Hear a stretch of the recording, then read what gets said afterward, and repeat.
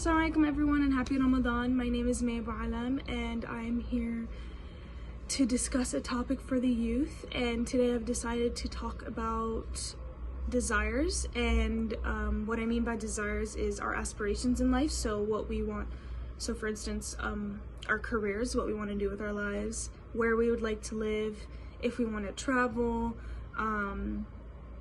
what car we want to drive, you know, what kind of people we want to hang out with, what activities we want to be a part of, what hobbies we have. So just those kind of wants, like what we want to do. And I'm really specifically talking about aspirations in this topic because that's how we dictate what we, you know, like what we're gonna do in life. And I think that's a big part of our lives, you know, what's next. You know, we're always asking ourselves what's in the future, what's next.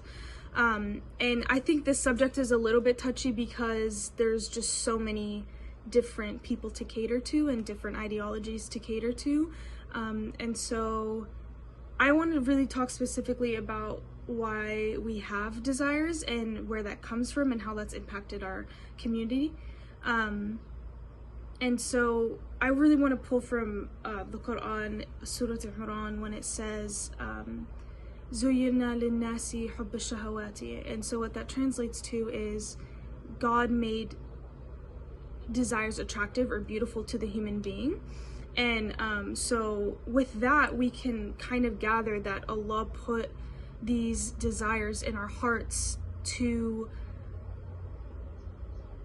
give us something to want in life, you know. And I think that's natural. He gave it to us on purpose, and I think that it serves a good. Otherwise he wouldn't have given it to us. And yes, there are obviously times where desires can be bad or negatively impacting on your life, and I think that all that takes is balance and self-control, and obviously you learn that over time. The youth is gonna make mistakes. We all make mistakes, and sometimes it does stem from our desires. Sometimes, you know, we attend the wrong college when we really should have attended a different college, or we decide to move to a state and we're like, oh, that, you know, that wasn't a good idea, and maybe you somehow negatively impacted your life because you moved. These things happen, and it's not, we're not all immune to it, you know. It's gonna happen to everyone eventually.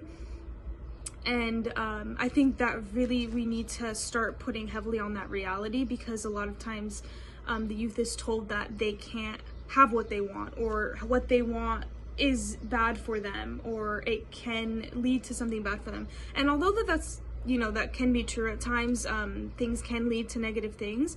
I think that we shouldn't be suppressing the youth's desire to aspire in their lives. I think we should be encouraging it, and we should be uplifting them and helping them grow, because doing it by yourself is so stressful, especially because, you know, a lot of the youth have done it. I've been doing it, you know.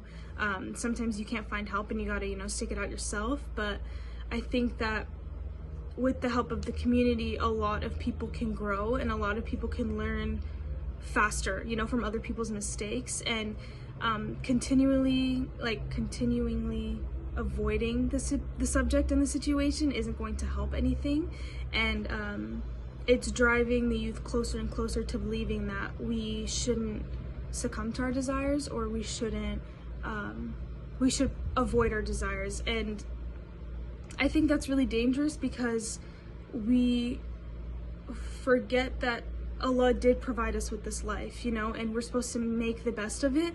And yes, 100% it needs to be committed to obeying Allah and really following the deen, but it also is building and committing to your relationship with Allah and yourself with this life. And there's two parts to it, and I think we neglect that part, that half, that we are able to really acknowledge that, yes, like, this is my life, and I want to do these things, and I'm proud to do these things, and I'm happy to do these things, and I'm going to do these things with the blessing of Allah. And some people find that impossible, you know, living both lives, being able to really have our desires and be able to accomplish our desires and our aspirations in life, and be super committed to the deen and Allah and our community. And, you know, there's a lot of scholars who talk about this, where the youth feel like they are living a double life, or they have to choose between one life or the other, the American life and the Muslim life.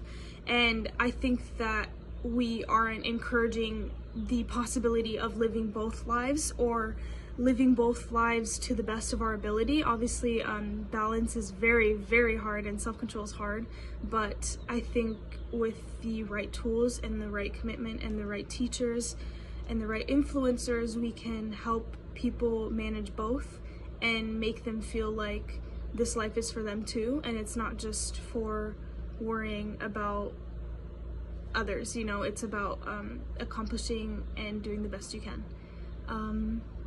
That is the gist of what I have to speak on today. Thank you all for listening, and I hope you all have a wonderful rest of your Ramadan.